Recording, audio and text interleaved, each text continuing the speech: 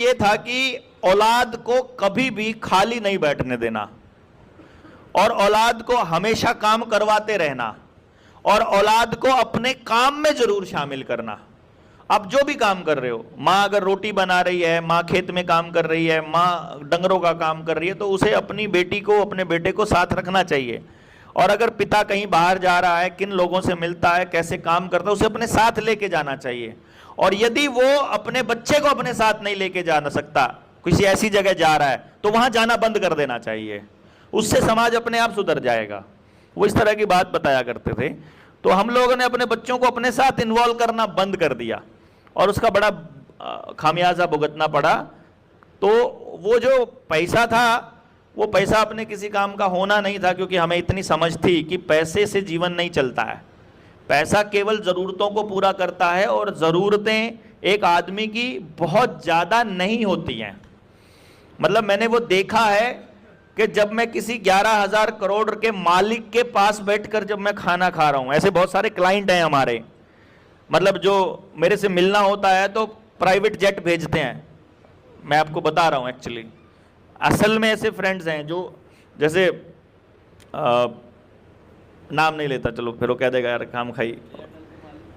Airtel वाला भी कई हैं और भी बहुत सारे हैं। मतलब भारत के बहुत बड़े हीरा व्यापारी हो गए, फिर टेलीकम्युनिकेशन कंपनी के मालिक हो गए, बड़े बड़े पॉलिटिशियंस भी हैं, क्योंकि हमारा काम ऐसा है, हर किसी को अपने बच्चे के लिए आना पड़ता है। ये राजकुमार संतोषी इधर से, बॉलीवुड से भी, मुंबई से भी हमारे बहुत क्लाइंट हैं, उससे जो फिल्म इंडस्ट्री है उसमें से, वो सब अपने बच्चों को लेके आते हैं इधर। तो अब उन लोगों को, मतलब वो लोगों का ये रहता है कि किसी तरह से ये हमारे काम आ जाए।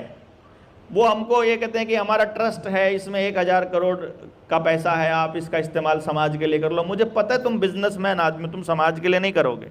समाज ही जब अपने पैसे से, जब समाज अपने आप से खुद समाज खड़ा होगा, तभी समाज उसके अंदर कुछ कर सकता है। वरना सब कुछ करा कराया मिल जाएगा, फिर से वही काम हो जाएगा। जैसे ही करा कराया मिलता है ना किसी को, वैल्यू खत्म हो जाती है, उससे करवाना पड़ेगा।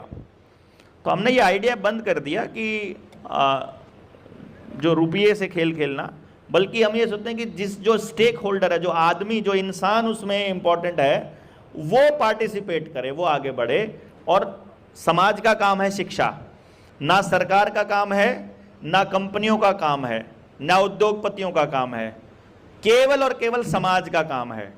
और समाज जब शिक्षा से दूर हुआ, जिसके लिए इन्होंने सरकारी स्कूल को बदनाम करना शुरू किया कि सरकारी स्कूल में तो केवल गरीबों के बच्चे जाते हैं, सिर्फ खाना खाने वाले जाते हैं, तो जो गांव के थोड़ा ठीक तबके थे, जो थोड़ा पैसे वाले लोग थे, उन्होंने अपने बच्चों को सरकारी स्कूलों से हटा लिया।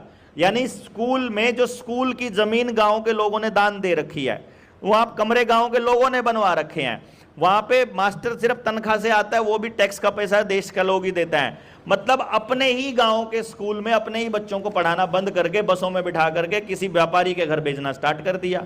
उसी दिन से शिक्षा का सत्यानाश हो गया। आपके बच्चे जो घरों के अंदर सबसे जिद्दी हैं, जो बोलते नहीं, बात नहीं करते, समाज का कोई काम नहीं करते, डंगर ढोर का हाथ नहीं लगाते, खेत का काम नहीं करते और पूरा गेम खेलते रहते और मोबाइल पे लगे रहते हैं, वो सारी जनरेशन वो है जो प्राइवेट स्कूल में पढ़ी है। सरकारी स्कूल में पढ़ा हुआ एक भी आदमी अपने काम को छोड़कर नहीं जाता है। आप देख लो, नहीं जाता है तो। यानी जब तक समाज उस शिक्षा के क्षेत्र में भागीदार था, तब तक शिक्षा समाज के लिए काम आई। और जैसे ही समाज निकल गया और व्यापारी घुस गया और सरकार घुस गई, तब से शिक्षा का सत्यानाश हुआ।